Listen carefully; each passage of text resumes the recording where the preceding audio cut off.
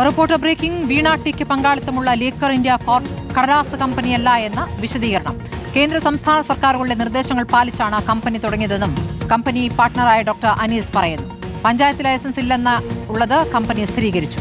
ഇതിനിടെ CMR ലെക്സാലോജിക് സാമ്പത്തിക ഇടപാട് കേസിൽ വീണയ്ക്കെതിരായ ED നീക്കത്തിൽ രാഷ്ട്രീയം കാണേണ്ടതില്ല എന്ന് CPI നിലപാടെടുക്കുകയാണ്.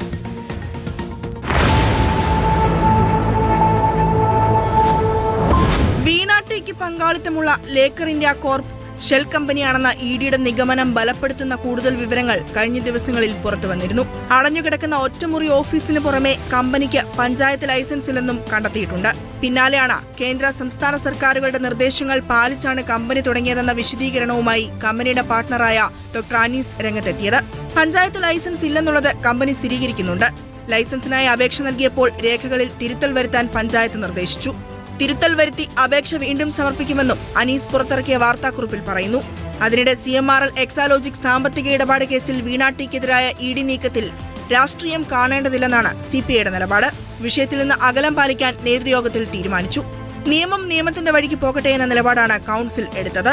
അതേസമയം കേസിൽ കൂടുതൽ ചോദ്യം ചെയ്യലുകൾക്കായി വീണ ടി, മുഹമ്മദ് റിയാസിന്റെ സുഹൃത്തുക്കൾ അടക്കമുള്ളവർക്ക് ED ഉടൻ സമൻസ് അയക്കും. റിപ്പോർട്ടർ, കൊച്ചി.